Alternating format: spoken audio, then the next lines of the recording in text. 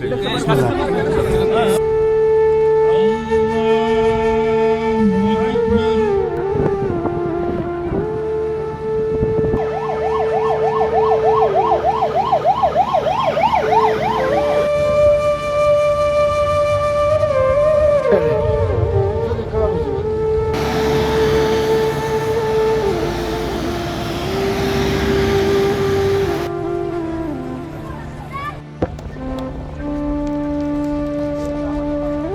وګوره د شعر او ادب بڼ دی خزان شوی وچ شوی ترېنه دا رنګ ګلاب دی مړ تراب دی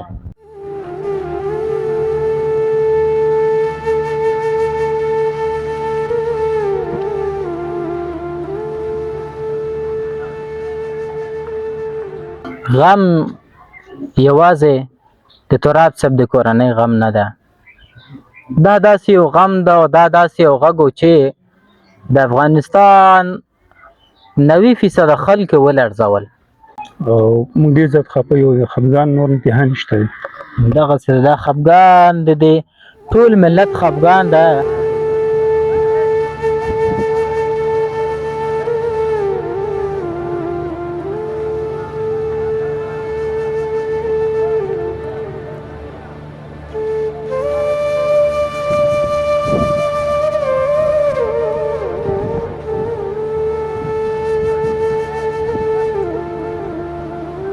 یو آه دی د ملت که انقلاب دی مړ تراب دی وتلی مې د زړه پخوانی تاب دی مړ تراب دی او ته وګوره د شعر او ادب بڼ دی خزان شوی وچ شوی ترېنه دا رنګ ګلاب دی مړ تراب دی سلامونه او نیکې هیلې درنو لیدونکو رب دې وکړي چې ټول راته روغ جوړ او د صحت په جامو پټ اوسئ قدرمنو نو دا صداقت نیازي خبره چې ستا د مرګ اواز د نه راځي پر ما په الله کې یې زغملی شم ترابه نن نو هغه غږ د افغانستان په دې ولس باندې شوی ده د پښتو ژبې په هغه قدرمنو باندې شوی ده کوم چې د پښتو ادب سره د زړه له تله مینه لري نن هغه شاعر د افغانستان هغه ملي او حماسي شاعر چې همیشه یې د هر جابر هر یرغلګر پر وړاندې په حماسي قلم سره تون ځوابونه او نیوکه یې مستقیم او غیر مستقیم کړی متاسفانه نن هغه غږ خاموش شو د اصلي حنجرې څخه خو هیله دې نه وي چې دا غږ د تراب صاحب صرف د یو شخص سره نه و تراب یو مکتب ده تراب یو رهبر ده تراب یو فکر ده چې زرګونه لارویان لري زه چې کوم ساحه کې ولاړم زما شاته د کالوخیلو د کوز بهار سیمه ده چېرته چې د دوی کلیوالان لګیا دي او د تراب صاحب لپاره د ابدي ژوند زمینه برابروي قبر ورته جوړوي او دلته به تراب صاحب دفن کیږي تاسو را سره نور کلیپونه وګورئ دلته به هم خبرې وکړو هڅه به وکړو چې د ادیبانو شاعرانو د خلکو هغه احساس هغه فکر هم واخلو چې فل حال کې دوی څه احساس لري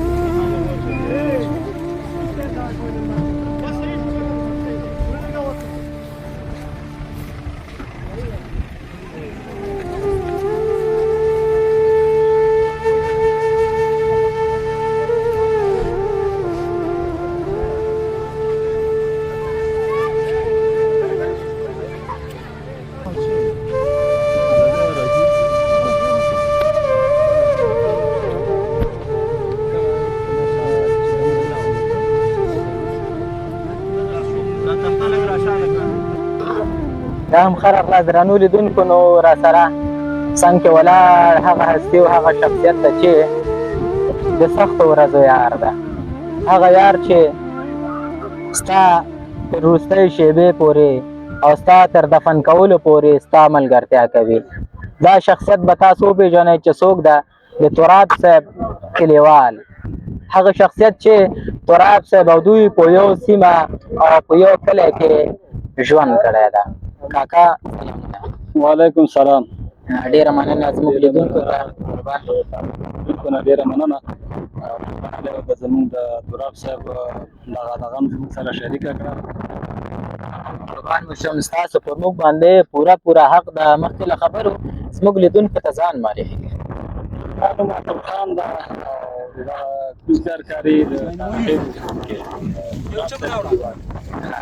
چې د تراب صاحب کلیوال یې او که دا راته ووایي کاکا چې په خپله خو دې نه وي د تراب صاحب د مشرانو څخه خبرې اورېدلې وي، د ژوند په باره یې راته ووایه چې د تراب صاحب شهرت او عاجزي څومره سره توپیر لري؟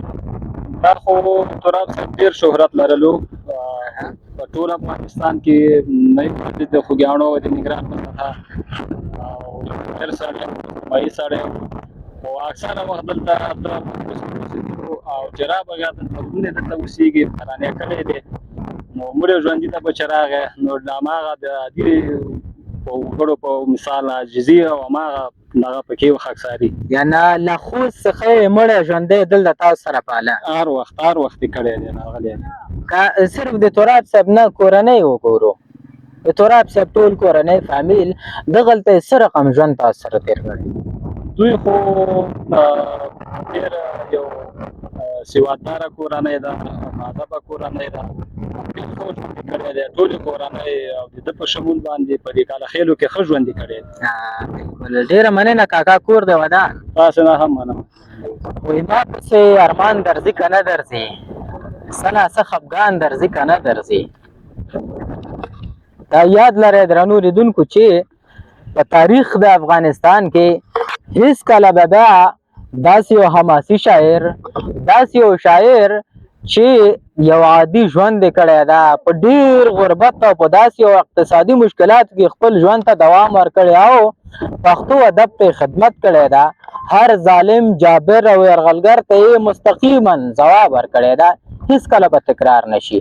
تاسو را سره پاتې شئ او د تراب صاحب وروستی پروګرام چې کوم حق یې په موږ به دا به تاسو ته وړاندې کوو، تر پایه یې وګورئ.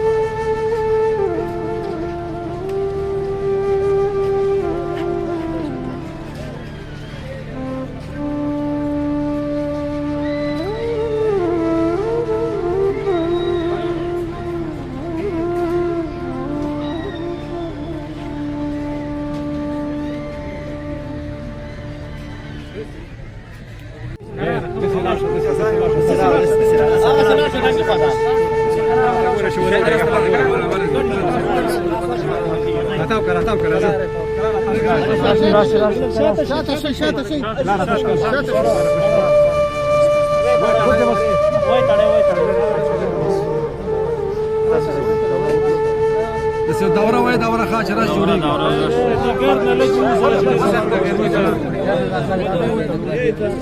وای دړي به وای ګوره سمره سر نه چلري شو ګوره دا بل څه ده پوجي کا دا ولا کنجو ولا چاو په وغیرہ دی دغه نه وتل سره نو والا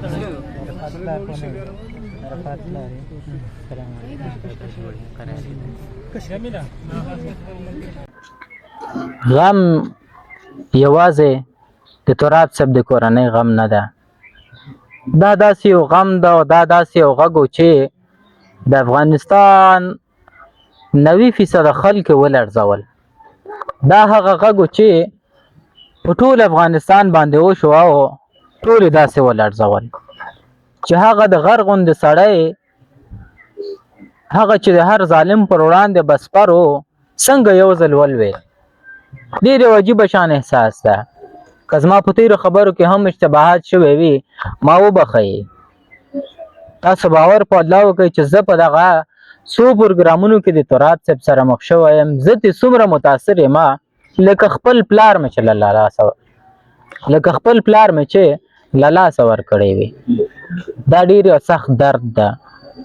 ما مخکې هم تاسو ته وویل چې ما به ډېر بخښئ نو د کاکا سره غږیږو د تراب صاحب په هغه دیره کې چېرته چې شاوخوا کټونه پراته دي، کلیوالان خپل خپلوان او غمرازانې ناست دي. دا هغه ځای ده چې د تراب صاحب پدري ځای ده. راځئ کاکا سره وغږیږو. کاکا سلامونه. وعلیکم السلام. بسم الله الرحمن الرحیم. دا د مطیع الله تراب صاحب پدري دیره ده. مطیع الله تراب زما تره دی او دغه ځای د پدري د نیکه د وخت نه موږ دغه ځای دیره او دغه ځای کې ناسته ده. که دا راته ووایي چې داسې یو دروند غږ در باندې وشو چې ستا تره هغه تره چې تا پې هر وخت ویاړ کوو او نور نشته څه احساس دی؟ وړی احساس هم نور د بیخي دغه نه وتلی وو او لکه موږ چې بیخي یتیمان شو دا موږ نه بلکې دا ټول ولس او ټول وطن یتیمان شو او دغه ډېر زیات و او موږ ډېر زیات خفه یو. خفګان نور انتها نشته دی. دغسې دا خفګان د دې ټول ملت خفګان ده او ټول افغان ولس په د باندې خفه ده. واقعا ټول ولس خفه دی. څونه دوستان خپلوان دي او څونه ټلیفون رابطې کوي ټول د خفګان خبره کوي او دا پوښتنه کوي چې دا ولې راسي او ټول د خفګان د وجې نه بس همدغسې ده. که دا راته ووایي چې کومه جالبه خاطره ترې لرې په ژوند کې؟ په ژوند کې ټولې ښې خاطرې ته لرو. ډېرې خوشحاله خاطرې ترې لرو او ډېر زیات خوشحاله و. دغه تېره هفته کې هم دلته راغلي وو، موږ سره کېناستو. زموږ د کلي د هره دیره واړه ټول ماشومان یې ولیدل. په دې دیره کې وګرځېدو، کلي کې وګرځېدو. د چا مړي ژوندي وو د هغو ته ورغلو، دعاګانې یې وکړې، مبارکیانې یې وکړې او د هفته مخکې راغلی وو. په دغه ځای کېناستو، په دغه ځای کې موږ سره ناست وو. په دغه ځای کې موږ ډوډۍ خوړلې ده. هغه وخت مو اوس داسې رایادېږي لکه پرون چې تېر شو. بس نو